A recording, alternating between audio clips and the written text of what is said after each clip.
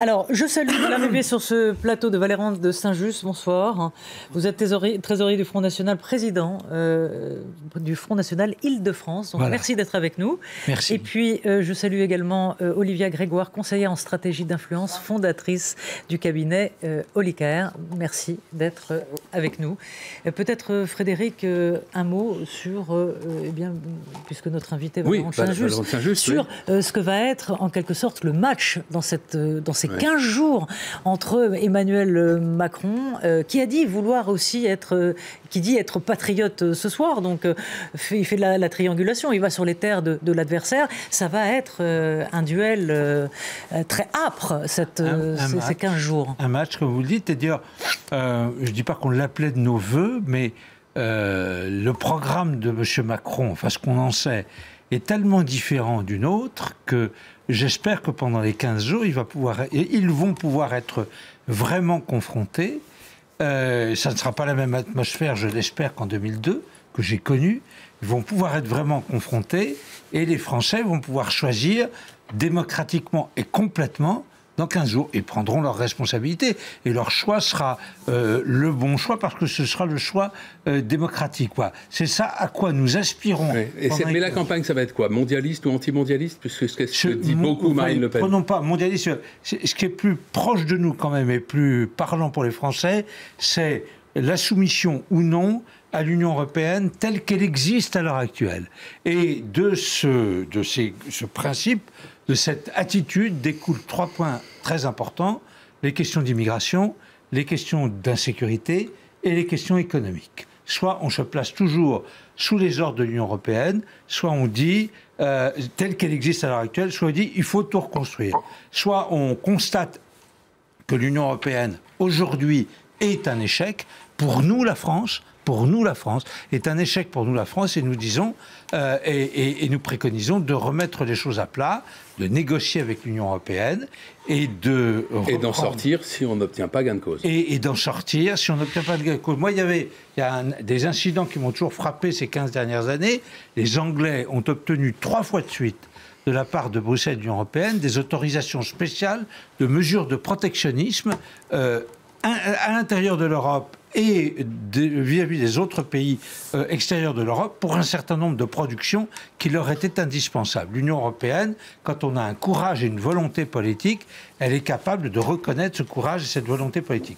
Je pense que M. Macron, lui, a fait d'un dogme une espèce de religion, cette soumission à l'Union européenne. D'ailleurs, on entend ces mots qui sont souvent que des mots, d'ailleurs, mais c'est un dogme. L'euro, c'est une religion, c'est un principe absolument intangible. Merci. Et ça me fait toujours penser à de la politique du chien crevé au fil de l'eau. On regarde ce chien crevé passer, on constate les échecs et on ne veut rien faire. Vous n'avez pas entendu peut-être, mais François Patria dit faites attention à ce que vous dites à propos des chiens crevés, il est vétérinaire. Ne dites pas n'importe quoi sur les chiens malades et les chiens morts. Il ira les chiens morts, il n'y a plus rien à faire pour eux. On va rejoindre dans le fief de Marine Le Pen, donc dans le Nord, à Hénin-Beaumont, Karim Akiki de France 24. Bonsoir, Karim. Alors, voilà, c'est une semaine, c'est 15 jours qui vont être d'une âpreté terrible entre les deux candidats. Est-ce que vous savez déjà quelle va être la stratégie de Marine Le Pen ? Marine Le Pen, oui, vous avez raison, Roselyne. Elle va passer à la deuxième étape. On nous dit ici qu'elle va alterner, comme elle avait fait pour le premier tour, des petits meetings, c'est-à-dire des rendez-vous avec les Français, et puis des grands meetings. Nous avons déjà une date, par exemple le 27, elle sera à Nice. Elle va continuer dans cette stratégie pour aller à la rencontre des Français. Je parlais avec le maire d'Hénin-Beaumont qui me dit tout commence maintenant pour Marine Le Pen. On rentre dans une deuxième phase de la campagne électorale. Merci beaucoup, Karim. Merci. Olivia Grégoire, donc vous êtes conseillère en stratégie d'influence. J'imagine que le cas Macron, pour vous, est sinon un cas d'école, au moins un cas intéressant à étudier. Quelle est la recette, selon vous, de son succès et de cette ascension quand même assez fulgurante ? Alors, oui, effectivement, Emmanuel Macron est très intéressant. Je suis plutôt spécialisée en communication d'influence et j'ai la chance ou la malchance d'avoir fait un peu de politique aussi dans une ancienne vie. Recette, je ne sais pas. Je dis souvent que la communication, c'est pas de la magie. Je ne suis pas sûre que ce soit la communication d'Emmanuel Macron uniquement qui l'ait fait gagner ce soir. Si on fait le parallèle, la communication de Jean-Luc Mélenchon, qui était plutôt moderne, intéressante, assez adaptée, semble-t-il, encore une fois, c'est pas un jugement sur le programme, mais sur la communication des candidats, n'arrive pas au même résultat. Donc je pense que toujours, pareil, la communication c'est utile, mais c'est loin d'être de la magie. Donc je ne suis pas sûre qu'il y ait une recette. Ce qu'il y a de sûr, c'est qu'il y a un peu comme vous le disiez, il y a beaucoup de choses. Ce soir, on est sur ces plateaux, on commente, mais je trouve que c'est vraiment un moment, moi, historique. Historique pour beaucoup de raisons. Vous l'avez dit avant que j'arrive, je ne vais pas vous répéter, mais effectivement, 21 avril, 2 fois. Au-delà de ça, des choses avec un candidat tout de même du Parti Socialiste qui était en 2002, qui était favori. Hein. Ce qui n'est pas le cas aujourd'hui. Quand même, la différence, elle est importante. Oui, mais à l'inverse, au plan historique, juste, ce qui est intéressant, c'est qu'on avait... jusqu'à maintenant, quand même, et c'est Maurice Duverger qui le disait, une quadrille bipolaire en France, avec 2 grands partis. On a aujourd'hui une quadrille, mais quadripolaire. On a plus ou moins, on verra comment les résultats vont se stabiliser, mais 4 partis, 4 forces en puissance, qui oscillent aux alentours de 15, 22, 20%. Et on a aujourd'hui une démocratie qui est profondément anti-système. Aujourd'hui, là où Emmanuel Macron est étonnant, et je pense qu'aucun des sondeurs ni des analystes ne l'aurait prévu, c'est que dans le contexte actuel, celui qu'on connaît depuis 2015, on s'attendait à ce que, notamment en communication, les thématiques immigration, sécuritaire, qui sont les thématiques, je dirais, naturelles du Parti Front National, soient les thématiques qui animent l'entièreté de la campagne. Et en réalité, on s'est rendu compte que toute la campagne ne s'est pas jouée sur ces thématiques. Le Front National a eu une relative difficulté en communication à imposer ces thèmes de campagne. Et on se rend compte que Emmanuel Macron a soulevé, avec le renouvellement, avec d'autres sujets, des thématiques de campagne qui étaient beaucoup plus en rapport de l'opinion. Pour conclure, et c'est Gilles Finkelstein qui le dit avec talent, et je reprends ces mots, Emmanuel Macron se trouve aujourd'hui dans une configuration où c'est le bon candidat au bon endroit, au bon moment. C'est assez simple. Right man. Il est, mais surtout, right moment at the right place. Il a su jouer d'une chose, et je vous demande à tous, si vous ne l'avez pas fait, de relire cette étude de l'Institut Jean Jaurès qui a plusieurs mois maintenant, 20 000 sondés, donc on est sur des études lourdes et intéressantes.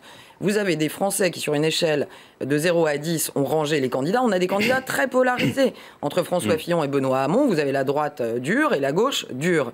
Et vous avez des Français qui se situent, en termes d'opinion, à 5,2, qui penchent un peu à droite. Oui. Oui. Merci. François Patriat, finalement, tout à l'heure, la question était posée à François Bayrou. Est-ce que Emmanuel Macron n'a pas réussi ce que vous n'avez pas réussi? Il a répondu oui. Pourquoi, selon vous? Pourquoi ça n'a pas pris avec François Bayrou et pourquoi ça a marché avec Emmanuel Macron? Parce que ce qu'il a fait, finalement, n'est pas très différent de ce que proposait François Bayrou. Complètement, parce que je crois qu'il y a dans la démarche d'Emmanuel Macron d'abord une vision que n'a pas eue François. Il pensait le centre devrait exister. Mais Emmanuel Macron a dit le centre devrait exister, mais comment peut-il exister? Il ne peut pas exister seul, il doit exister avec des alliés à droite et à gauche. Et de l'avoir dit comme tel, vous savez, c'était quand même un vieux vrai français, cette espèce d'unité nationale que tout le monde souhaiterait. Il l'a fait intelligemment en disant je ne prends pas seulement des gens de droite, des gens de gauche. Moi, je vais faire un nouveau clivage entre les Français, entre les progressistes et les conservateurs. Ça, François Bayrou ne l'avait pas fait avant, jamais. On dit, voilà, tous les gens de bonne volonté, si vous voulez.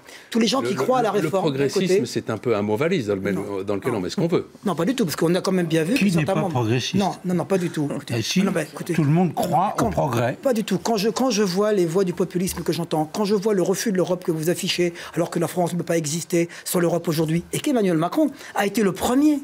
il y a 7 ou 8 mois, à remettre l'Europe dans le débat de la présidentielle. Et il l'a dit avec beaucoup de force. Donc, non, tout le monde n'est pas progressiste. Vous savez, il y a aujourd'hui des conservateurs à droite et à gauche. Moi, je vois les frondeurs. Nous ne sommes ni conservateurs, ni réactionnaires. Vous êtes populiste, et vous croyez aujourd'hui que le seul ennemi on a de la accusé France, Emmanuel Macron de faire du populisme light. Non, on l'a entendu. Pas du tout. On l'a entendu chez certains commentateurs. Est-ce que vous pensez que c'est trop populiste que de proposer les réformes telles qu'il va proposer aujourd'hui, de remettre en compte le paritarisme? Il n'y a pas de programme. Aussi bien dans la santé que dans le médic.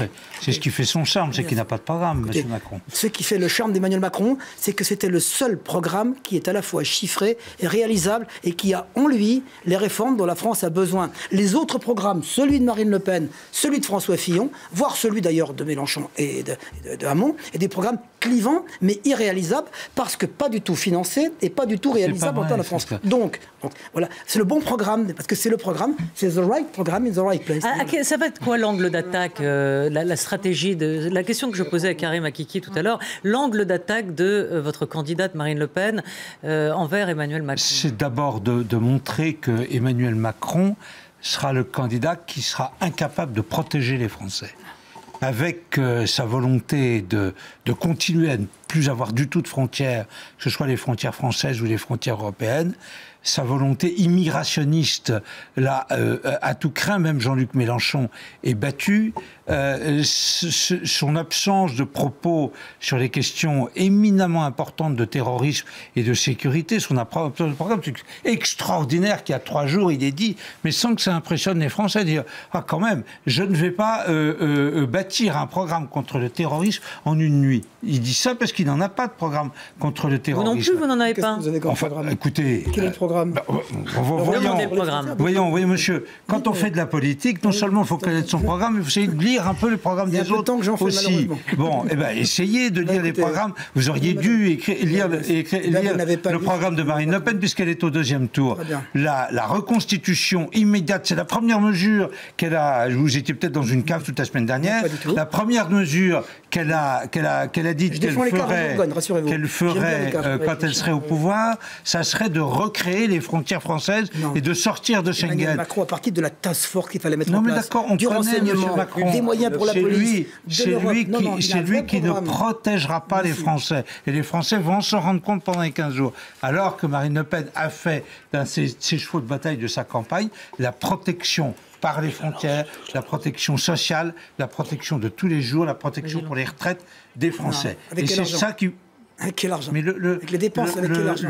Le programme est parfaitement financé. À aucun moment, regardez-le Mme Le Pen ne montre comment créer de la croissance. On a fait la différence. Alors, monsieur, on va peut-être reprendre un petit peu les choses en main, parce que si vous permettez. Non, mais on peut continuer. Je n'oublie pas une seconde. C'est ce qui va se passer. Je voulais dire une chose. C'est passionnant, mais on va passer aux choses. La confrontation sur le fond aura lieu si vous, les journalistes aussi, vous le permettez. Permettez-moi de vous dire ça, parce que vous avez un rôle éminent à jouer pendant ces 15 jours, de permettre, peut-être pas un dialogue direct, puisque ce n'est pas dans les convenances, je suis d'accord avec vous, mais un dialogue et une confrontation. Vous parliez d'âpreté tout à l'heure. Ça n'a pas besoin d'être âpre, simplement, ça a besoin d'être... Je ne dis pas que vous étiez âpre, que le débat sera âpre. Oui, le débat... Mais c'est sain, un débat âpre. Et complet. Soyons rigoureux et précis. On prend la direction du quartier général. Ah bon, alors, pas tout de suite. Donc finalement, on aurait pu vous laisser continuer, en fait. On vous a interrompu. Il y a un point sur lequel je voulais revenir. Je peux répondre. Non, mais d'un mot... Je vais vous dire 2 mots. Parce que vous avez compris que la démarche d'Emmanuel Macron et tout son programme repose sur 2 mots. Protéger, libérer. Nous libérons les forces vives et nous protégeons les Français dans toutes leurs classes. Et que c'est décliné à travers le programme de façon à la fois éloquente et concrète. Et ça, vous avez oublié de le dire. Oui, mais des ça. Voilà. Il y a une chose que vous disiez qui était très intéressante, c'est ces 4 forces qui sont entre 18 et 22% à l'heure actuelle. À mon avis, c'est tout à fait vrai, mais ça vient démontrer la nécessité absolue de l'instauration de la proportionnelle à l'Assemblée nationale, pour que toutes ces forces-là puissent être représentées de façon équilibrée au Parlement. Franchement, je crois que ça changerait la nature des rapports politiques et des rapports des Français à la politique. Alors, dans le programme d'Emmanuel Macron, il parle de proportionnel. On prend la direction donc, du QG de campagne d'Emmanuel Macron, où on va retrouver Karina Chabour, qui a, je crois, quelqu'un à ses côtés. Non, je n'ai personne à mes côtés, mais je me suis entretenue il y a quelques minutes avec vous allez nous parler de quelqu'un et on va l'entendre. Le général Trinquant. Voilà, exactement, on va y arriver. Non, simplement pour vous dire qu'ici, c'était vraiment la fin de cette soirée électorale, qu'on est en train de ranger en gros les décors, et qu'on retiendra évidemment de ce discours d'Emmanuel Macron, qu'il était solennel, classique finalement dans sa forme, qu'il a remercié les 11 candidats, en particulier Benoît Hamon et François Fillon, qui ont appelé à voter pour lui. Il a remercié ses militants sans qui En Marche n'existerait pas, sa famille, en particulier son épouse Brigitte, et que maintenant, évidemment, une fois qu'il a gagné gagné son premier pari, d'être qualifié au second tour. Il s'agit d'être le vainqueur du second et puis surtout de former cette majorité gouvernementale et parlementaire. Et à ce propos, eh bien, j'étais il y a quelques minutes effectivement avec le général Trinquant. Je vous propose de l'écouter. La prochaine étape, c'est naturellement la préparation du second tour qui est important et le rassemblement qui doit s'opérer de tous ceux qui sont déçus ou pas déçus, mais qui vont devoir se rallier à Emmanuel Macron de façon à présenter une France unie pour un projet pour la France. Alors pour le deuxième tour, j'y crois très fermement. Ensuite, il faut construire une majorité parlementaire. Voilà, donc on était en direct avec Karina Chabour du QG d'Emmanuel Macron et la fête est finie puisqu'on rentre. On range déjà les chaises et puis on aborde bien sûr pour la semaine des nouveaux défis qui sera d'affronter Marine Le Pen. Si Emmanuel Macron gagnait cette élection, après on pourra faire votre hypothèse pour ne pas faire de jaloux, mais est-ce que ça recomposera forcément les forces politiques? Les Français n'en peuvent plus, Véronique Rigolet, de cette guerre de religion entre la droite et la gauche, de ce clivage qui est sclérosé. Est-ce que s'il y avait une recomposition de cette vie politique, est-ce que ce ne serait pas un problème pour le Front National, où la bulle se réduirait, puisque tout se reconstruirait autour d'une espèce de coalition ou de majorité d'idées. Avec l'élimination au premier tour le et de la droite et de la gauche, on peut dire ce soir que la recomposition de la vie politique française, elle est en marche. Elle a commencé ce soir, ça restera une date historique sous la 5e, il va falloir reconstruire, et voilà pourquoi ça va peser lourd dans les prochains jours sur les épaules d'Emmanuel Macron. Est-ce qu'on peut dire également qu'il y a encore un suspense sur l'issue de cette présidentielle? Est-ce que face au rouleau compresseur, le FN peut encore gagner? Évidemment, vous allez m'expliquer sans doute que oui, mais c'est très peu probable quand même. Après, il y aura les législatives et le Front National aura nécessairement un coup à jouer. Je ne dis pas que le Front National a tout de suite gagné, mais c'est quand même très peu probable qu'il l'emporte cette fois-ci. Parce que la recomposition, est-ce qu'elle se fera aux dépens du FN? Je ne sais pas. Pardon? Oui. Souvenez-vous de Donald Trump. Oui. Oui, il avait tout le monde. On a du mal à l'oublier. Mais le rouleau compresseur, Véronique Rigolet, c'est quoi dont vous parlez? C'est Emmanuel Macron ou c'est Emmanuel Macron plus les Républicains? Voilà. D'où la question d'après. Quelle majorité pour le président Macron? Est-ce que ça sera une majorité de coalition avec la droite ou avec la gauche? On sait qu'à gauche, un garçon comme Manuel Valls, qui se veut des forces progressistes, lui aussi serait prêt à lui donner son aide, ce qui ne sera pas le cas des frondeurs du PS. On leur a reposé la question ce soir. Pour eux, Emmanuel Macron est de droite. On a vu la main tendue ce soir d'un jupéiste comme Hervé Guémard qui dit faisons une plateforme sur l'Europe, on a des tas de choses à partager avec Macron. La recomposition, c'est à partir au détriment du FN. De maintenant. Voilà, donc il va répondre. Le FN pourrait en faire les... Il va nous répondre. Est-ce que vous avez vu la position de Jean-Luc Mélenchon?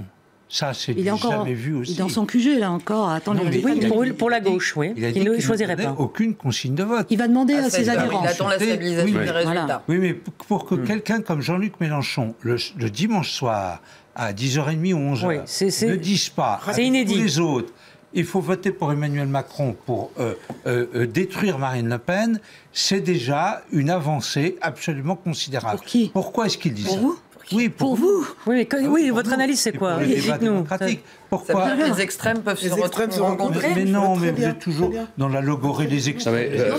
François Patria, vous pensez vraiment qu'il y a une forme de précaution? Non, mais laissez parler, laissez répondre peut-être Valéran. Laissez-le finir. On sait très bien que l'électorat populaire dont il a bénéficié, cette fois-ci ou dans d'autres élections, est le même que l'électorat populaire du Front National. Et qu'il y a là, nous avons comme lui une assise dans les quartiers populaires, dans les villages, dans les bourgs, dans la France des oubliés, qui peut être la même, qui peut se comparer.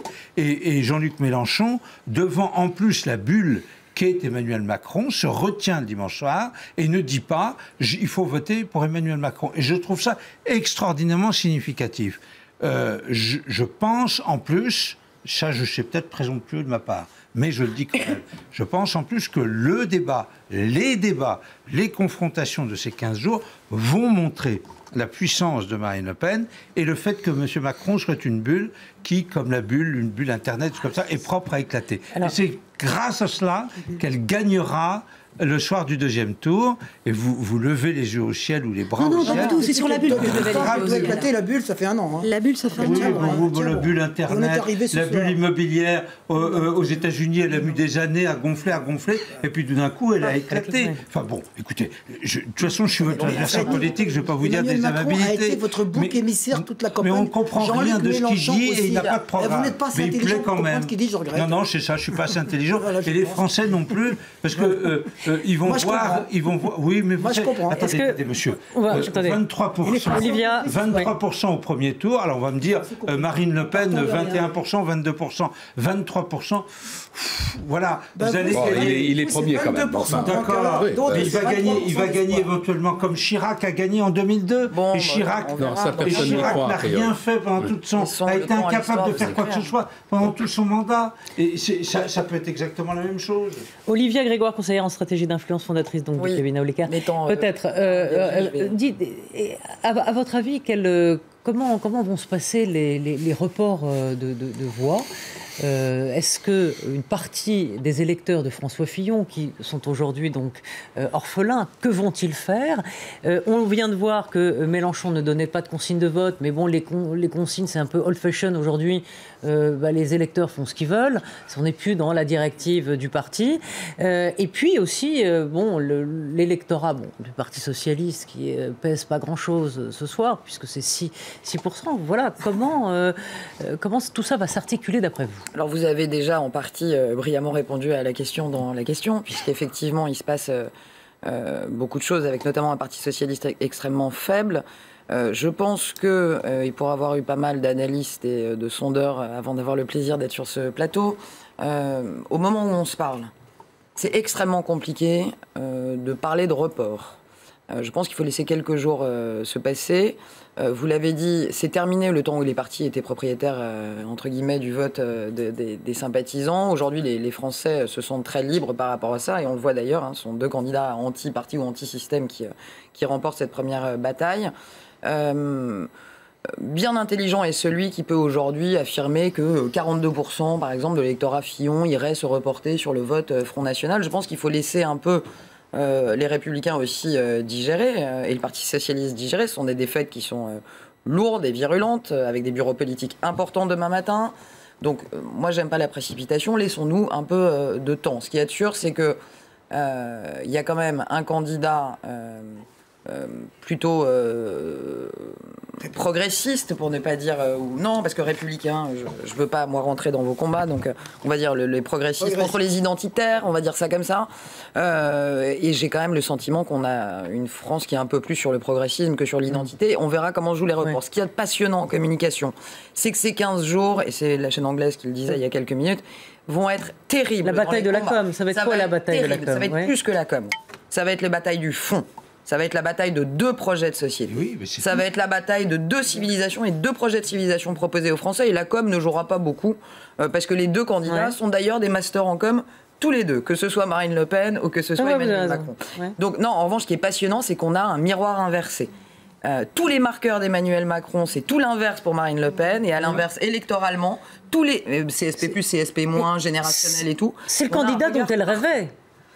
Elle disait, si je pouvais le dessiner, il serait aussi beau qu'Emmanuel Macron. Et inversement, je pense que face à Marine Le Pen, Emmanuel Macron a aussi toute l'attitude pour exprimer son programme. Oui. C'est toujours, quand il y a des divergences aussi puissantes, on va avoir des combats, et notamment dans les débats, qui vont être d'une violence incommensurable. Oui, le débat déjà entre les deux, où là ça va être... Est-ce qu'il va faire le poids, Emmanuel Macron, face à Marine Le Pen, qui a quand même sur l'invective, on voit, elle est on va dire qu'elle est puissante, quoi, face aux autres, quoi. Elle a une puissance. Donc, est-ce que Emmanuel Macron va tenir le coup? Qu'il était le seul à vouloir l'affronter vraiment. Il a été le seul à la désigner comme l'adversaire principal dans les débats qu'il a fait avec les autres candidats. Ensuite, je fais confiance, pour l'avoir vu dans plusieurs débats en face à face, dans la capacité d'analyse, dans l'expression, dans les mots choisis, parce qu'Emmanuel Macron a un vocabulaire très riche, très fourni, très choisi, très ciblant, très impactant, et qui fera mouche à chaque fois. Donc, je ne doute pas de sa réflexion, de sa capacité, et surtout, on a la France du repli, et puis la France pas seulement de l'ouverture, mais la France doit être sur le monde. Pensez l'ouverture, aujourd'hui que les agriculteurs, les viticulteurs, les entrepreneurs, les PME pourraient vivre uniquement sur le socle de la France aujourd'hui. C'est un rêve utopique qui nous mènerait à la ruine. François Patriat, juste sur un plan beaucoup plus pragmatique, est-ce que vous avez déjà étudié quand même dans l'équipe d'Emmanuel Macron l'hypothèse selon laquelle vous n'auriez pas de majorité au Parlement? J'ai connu ça, moi j'ai le privilège, l'excuse, d'avoir été élu en 80 dans les mêmes conditions. En 80, lorsque François Mitterrand est passé au premier tour, on a dit il n'aura jamais de majorité. Et on a vu. Et moi, j'ai fait une blitz campagne à l'époque de 3 semaines, et on a bien fait la majorité à ce moment-là. Oui. Je pense que comment ça va se passer? Si Emmanuel Macron est élu, regardez la section, il dira voilà mon projet, voilà mon Premier ministre, ma Premier ministre, voilà mon gouvernement, voilà les réformes que je veux faire, donnez-moi les moyens de le mettre en œuvre et il aura la majorité. Alors, on va accueillir d'autres invités. Peut-être on va rappeler les chiffres, oui, c'est une Frédéric. Bonne idée. Voilà, qui sont... Alors, est-ce qu'on peut parler de résultats à cette heure tardive, 23h30 je pense c'est peut-être dans la nuit ou demain matin, mais bon, ça ne devrait pas beaucoup bouger. Donc, les estimations de notre partenaire Ipsos, Emmanuel Macron, donc 23,9% face à Marine Le Pen, donc 21,7%. Qu'est-ce qu'on disait Viennent ensuite... Et pour les autres candidats, voilà. Attends, si vous permettez, juste, François Patriat, on termine, parce que tout de même, François Fillon, 20%, qui, voilà, évidemment, c'est une lourde déception pour lui. Jean-Luc Mélenchon, 19,2%. Benoît Hamon, 6,3%. Nicolas Dupont-Aignan, 4,8%. Et les petits. Et reste ceux qu'on a, encore une fois, voilà, parfois appelés les petits. Donc, Jean Lassalle, 1,2%. Philippe Poutou, 1,1%. François Asselineau, 0,9%. Nathalie Arthaud, 0,7%. Et Jacques Cheminade, 0,2%. Voilà, donc je vous propose de voir des extraits, d'entendre des extraits, parce que nous sommes aussi à la radio, il ne faut pas l'oublier, eh bien, des candidats ce soir. Je vous propose donc un florilège de ces discours et de ces réactions. Mes chers compatriotes, vous m'avez porté au second tour de l'élection présidentielle. J'en mesure l'honneur, avec humilité et reconnaissance. Je voudrais vous exprimer, à vous, électeurs patriotes français, ma plus profonde gratitude. Ce résultat est historique. Il fait reposer sur moi désormais la responsabilité immense de la défense de la nation française, de son unité, de sa sécurité, de sa culture, de sa prospérité et de son indépendance. Malgré tous mes efforts, malgré ma détermination, je n'ai pas réussi à vous convaincre. Les obstacles mis sur ma route étaient trop nombreux, trop cruels. Le moment venu, la vérité de cette élection sera écrite. Dans l'immédiat, j'assume mes responsabilités. Cette défaite est la mienne, et c'est à moi et à moi seul qu'il revient de la porter. Il n'y a pas d'autre choix que de voter contre l'extrême droite. Je voterai donc en faveur d'Emmanuel Macron. J'estime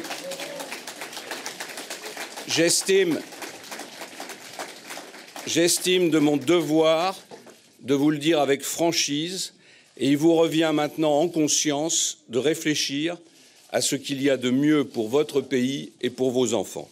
J'ai échoué à déjouer le désastre qui s'annonçait depuis plusieurs mois et peut-être plusieurs années.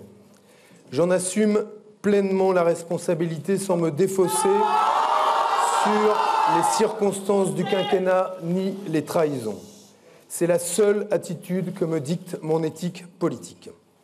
Cet échec est une profonde meurtrissure. J'appelle donc à battre le plus fortement et le plus puissamment possible le Front National, à battre l'extrême droite en votant pour Emmanuel Macron, même si celui-ci n'appartient pas à la gauche et n'a pas vocation à le représenter demain. Je fais une distinction claire, totale, entre un adversaire politique et une ennemie de la République.